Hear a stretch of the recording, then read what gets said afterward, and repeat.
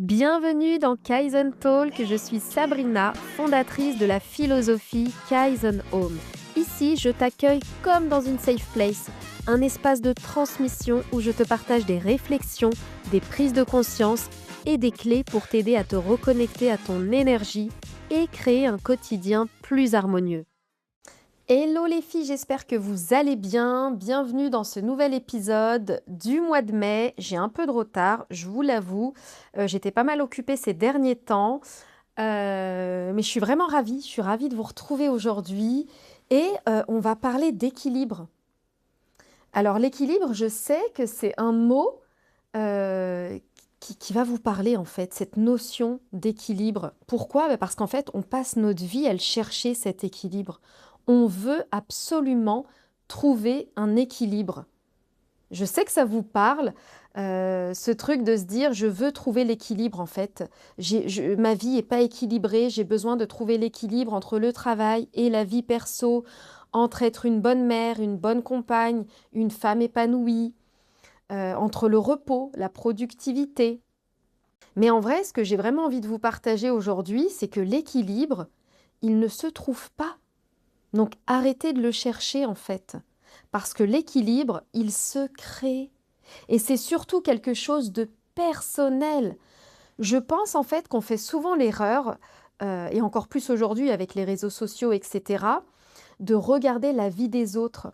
On a cette tendance en fait à aller regarder ce que font les autres en pensant que leur équilibre, finalement, il devrait devenir le nôtre.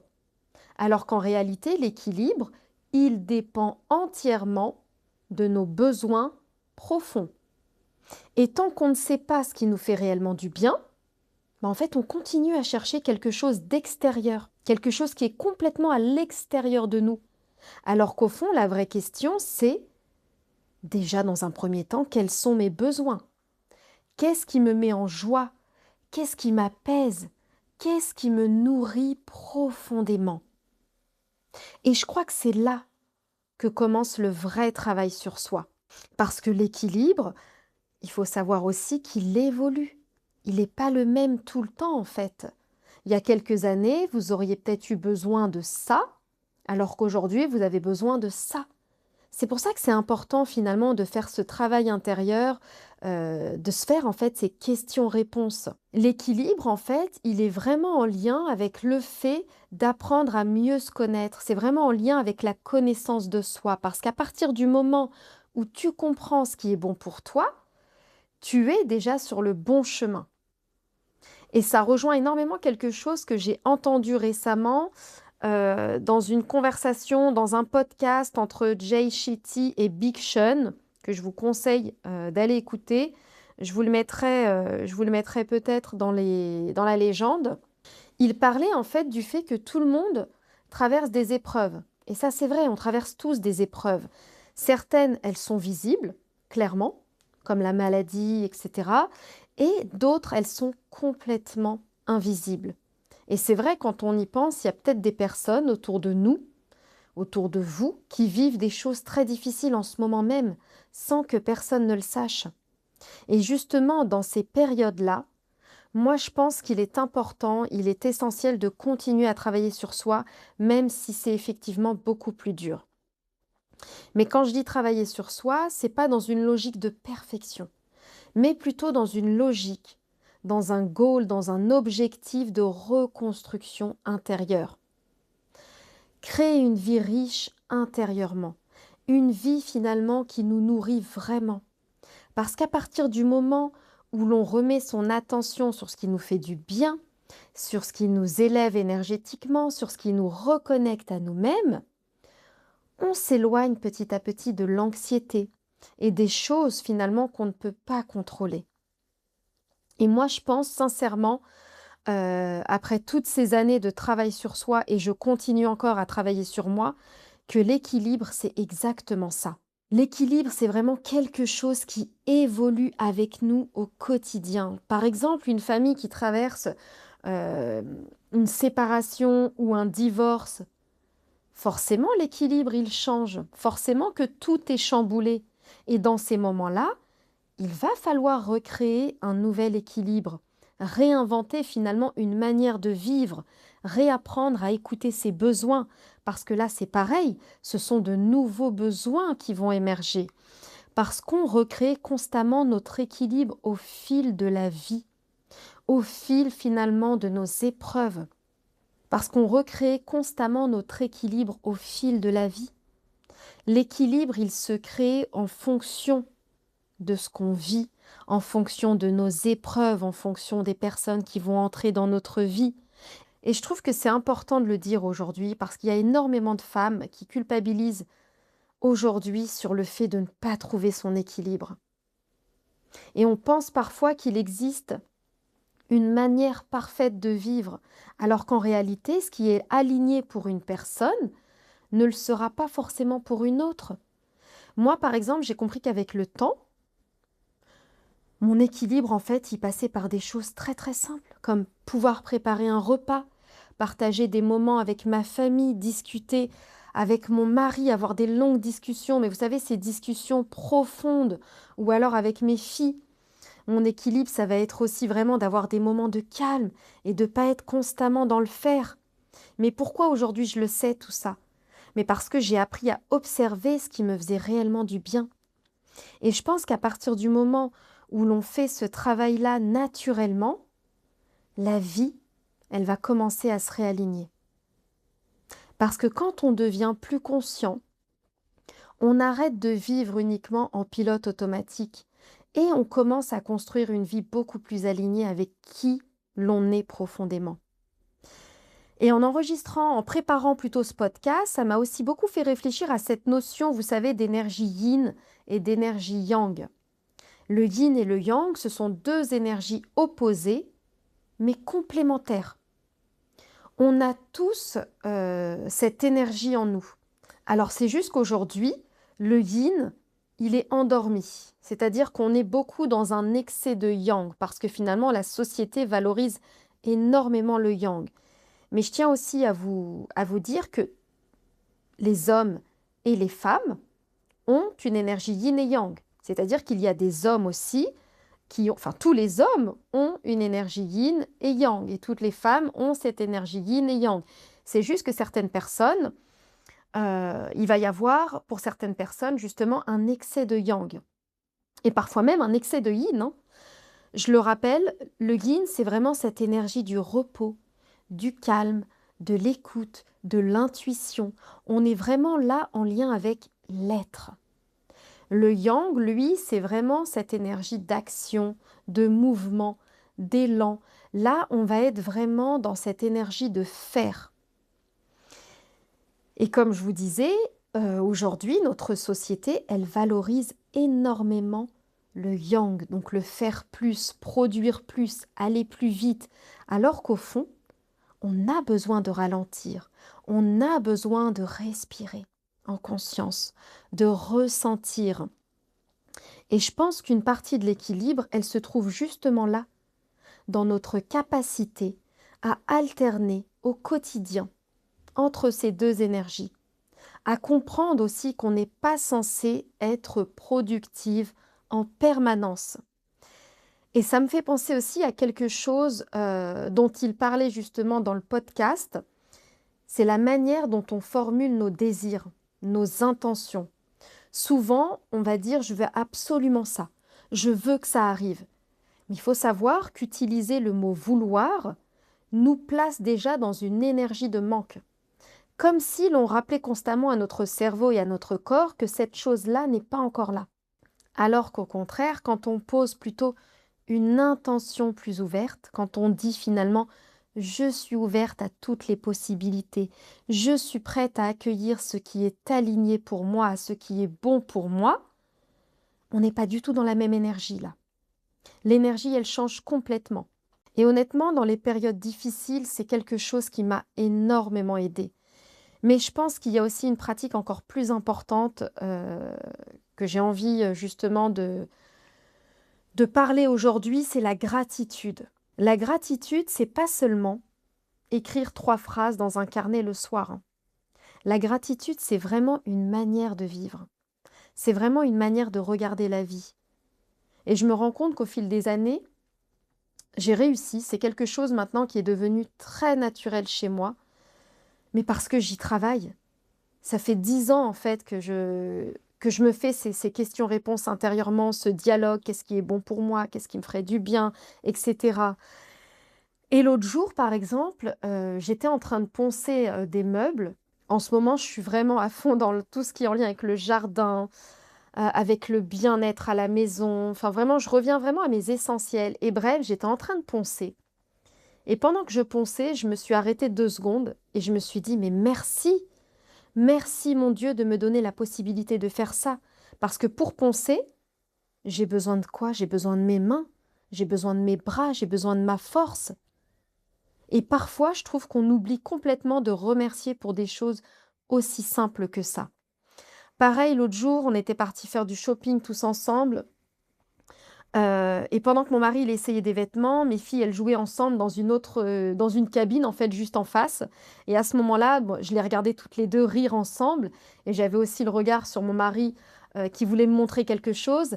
Et là, en fait, j'ai juste fermé les yeux intérieurement et je me suis dit: «Mais merci. Merci mon Dieu, merci pour cette complicité, merci pour ces moments simples». Et je crois que l'équilibre, il est là, dans notre capacité à ralentir suffisamment pour voir ce qu'on a déjà. Et même dans le couple, quand mon mari, il étend le linge, débarrasse la table ou fait quelque chose alors que moi, j'avais plus l'énergie ce jour-là de le faire, en vrai, je lui dis merci. Et pareil, lui aussi, il me remercie quand je prépare un repas ou quand je prends soin de certaines choses au quotidien. Et ça peut paraître bizarre pour certaines personnes, ça peut paraître simple pour d'autres, mais en vrai, remettre de la gratitude dans les petites choses, ça change énormément l'énergie d'une relation, que ce soit avec son mari, avec ses enfants. Alors vraiment, je vous encourage à essayer de remettre la gratitude avec vous-même, mais aussi dans votre quotidien. Et je vous assure que petit à petit, vous allez voir des grands changements, vous allez monter en vibration. Et je vous conseille aussi d'essayer avec vos enfants. Si c'est plus simple de commencer par là, remerciez-les sincèrement pour qui ils sont, félicitez-les autant de fois. Et vous verrez un grand changement dans leur comportement, je vous assure. Vraiment, c'est quelque chose qui est à portée de tout le monde, mais c'est extrêmement puissant. Et dites-moi si vous le faites, écrivez-moi. Moi, j'adore avoir vos retours, vous le savez. Euh, c'est hyper enrichissant aussi pour moi de savoir que je peux vous aider sur votre chemin. Et je voulais aussi revenir un petit peu sur la notion de repos dont on a parlé. Vous savez, cette énergie yin. Je trouve aussi qu'il y a beaucoup de personnes qui ne s'autorisent pas à ralentir parce qu'elles ne pensent pas le mériter. Je trouve que cette phrase est hyper puissante. Comme si finalement, on devait mériter, vous savez, des choses, comme si pour ralentir, bah, on devait le mériter.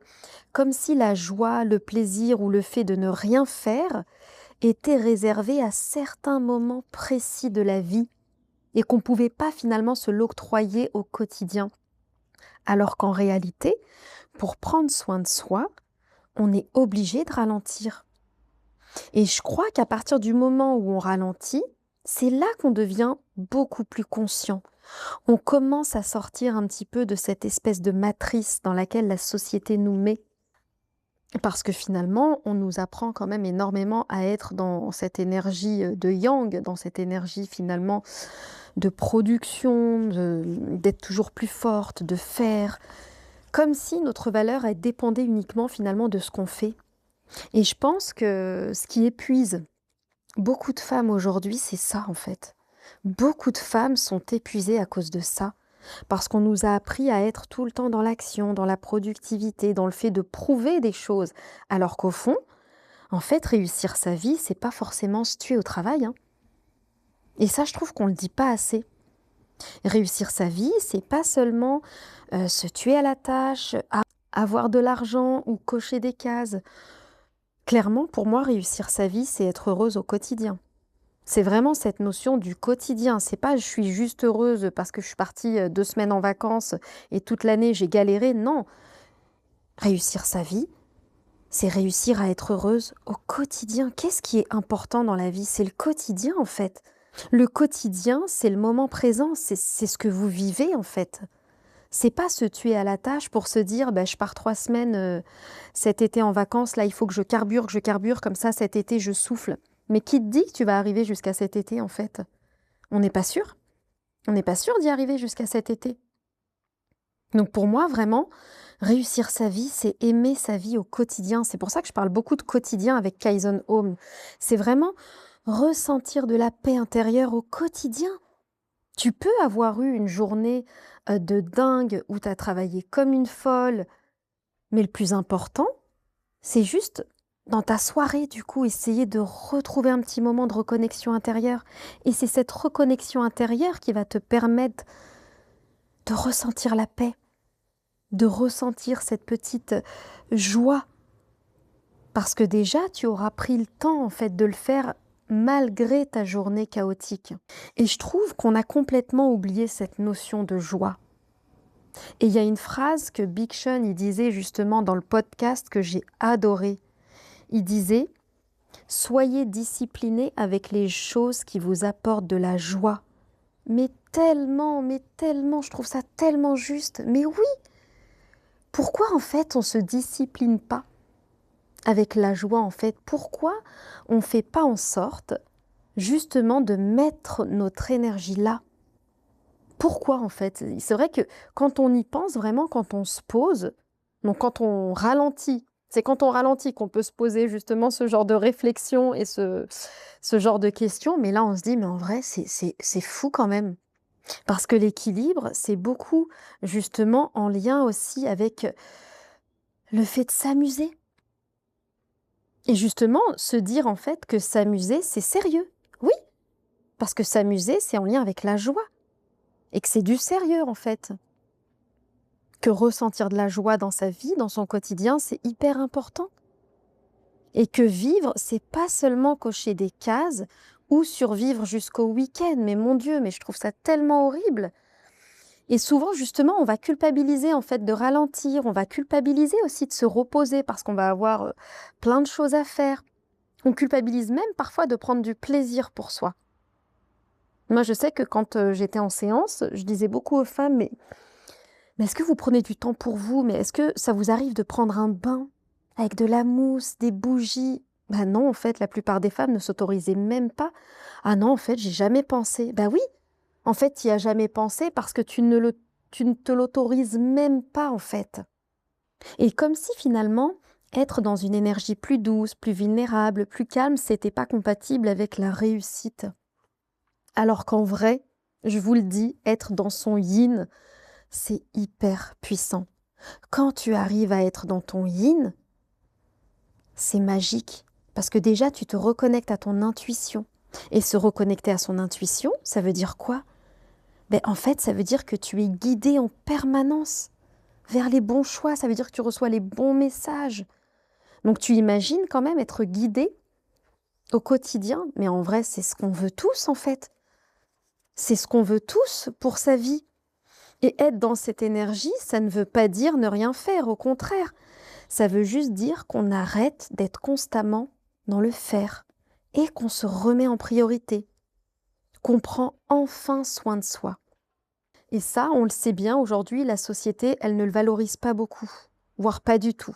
Parce que ce qui est valorisé, on l'a dit, on le sait, je sais que vous le savez, c'est surtout le fait d'aller vite, de surconsommer, d'être toujours en train de faire quelque chose finalement. Mais moi, je pense qu'à partir du moment où tu commences à sortir de ces conditionnements-là, de cette matrice, là, tu vas pouvoir te poser les vraies questions. Mais qu'est-ce qui me rend heureuse, moi? Qu'est-ce qui me fait du bien profondément? Qu'est-ce qui me met en joie?